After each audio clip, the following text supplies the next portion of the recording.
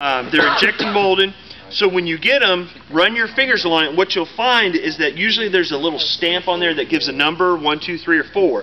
That's so they can track their injecting molding. What do you call them? Not a jig, but a die. So that they know the dies are working correct. So what you'll end up having to do is take a pocket knife or a razor blade or maybe a piece of sandpaper and knock those little sharp edges off. So where do we put inspection panels? Where needed. Where needed. What tells us where they're needed? Manual? Manual, the old covering, the airplane manual, not the polyfiber manual, but the airplane's manual. That's what I meant. The best road map is the old fabric because that's going to tell you where you want to see it. Generally speaking, you want to see it wherever there's a fitting on the inside, mainly on spars or something like that, wherever there's a point of movement, pulleys, bell cranks, something like that, or anywhere. Point of attachment. Or anywhere there's a point of attachment, yeah. So let's say we need an inspection panel right there. How do I glue that down? What do I use? Polybrush or polytack? Polytack. Why polytack? It's tacky. Wait, wouldn't you use polybrush because it's fabric? No. Because you wanted to structure the fabric. So you would Polybrush is for fabric to fabric. So you would Polytack, that was sitting out since last night, and it's getting a little thick, is it? getting a little thick. That's not bad for sitting out overnight, though. It wouldn't happen in Georgia, would it? It would not. It'd be a block. We would throw that whole assembly away. All right, so I can do it a couple different ways. I can take my pencil and mark the inside and the outside, and just glue down that line. Or couldn't you just apply the glue to the actual side? I can, either way. So I can go inside the lines, or I can just paint the ring, either way. Oh. I got a lot of spooge on there. Yeah. What am I going to do? I just leave it. Yeah. Just leave it? Just go with it. Just No. Yeah, that's my style. I wanted it to look MEK? MEK on a rag. MEK on a rag will pull all that off. All right. So, are we done? No. Doily. No, we need to put a doily over top of it. And a doily is a piece of fabric that's usually round that goes over inspection holes. So how do I make a round circle to go over top of that? Pre-shrink material. Pre-shrunk material. Why do I use pre-shrunk? Bigger than your hand. Bigger than my hand, yep.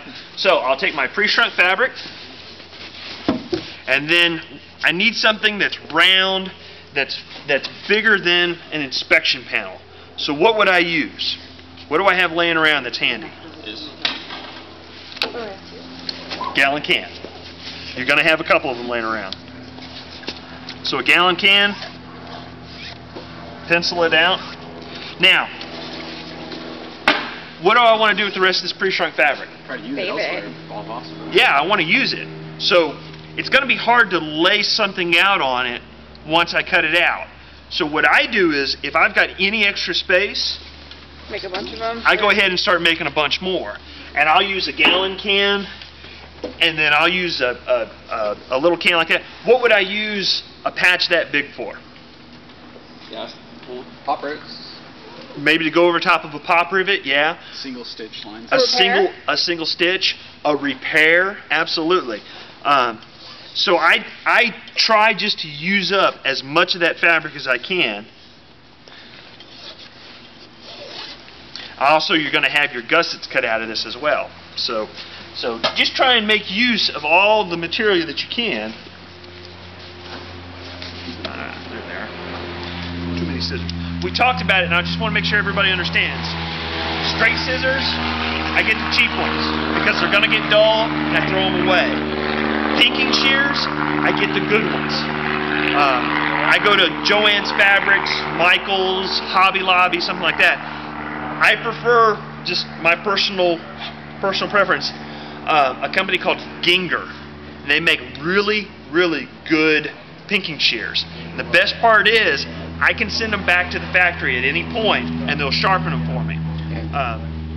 Each one of these teeth is different, and so if you drop them, it knocks it out of alignment, and they're toast. And so I always keep my scissors in my pocket.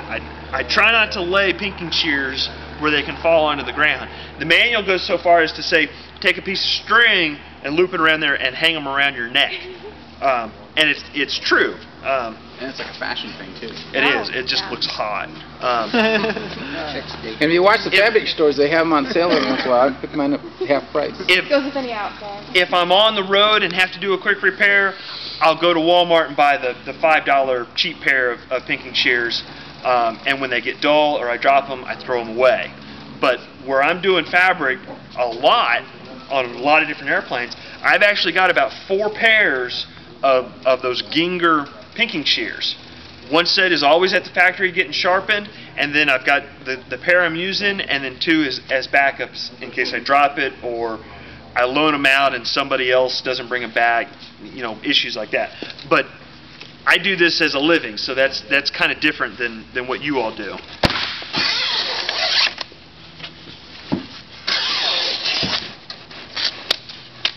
You guys work so hard.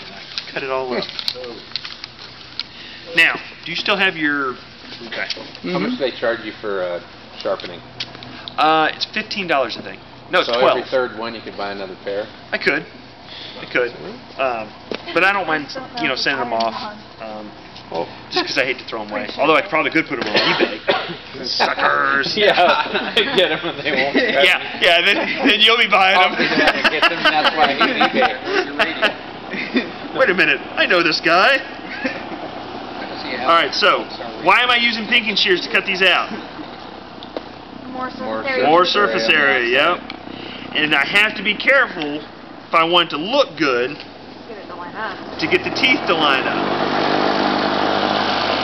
Here's where those Florian shears come in really handy. They got a different pattern, don't they?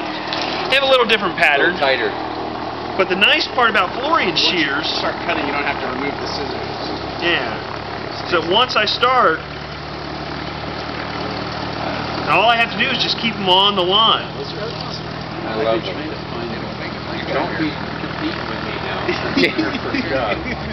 Yeah, what's your email? eBay. Yeah.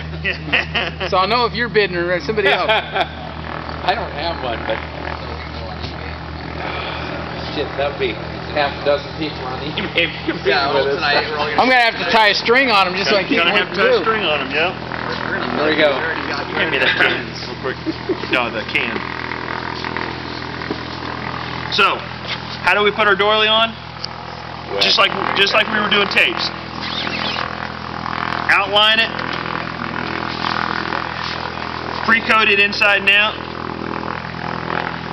Center it up. And then I start in the middle and I force it down in the middle. And then work my way out. At that point, pull out all these little bumps and whatnot. Nice and neat and clean. That's the way we like to do it. So that's how we do inspection holes. Now, when do I cut that out? You need it. You need it when you need it.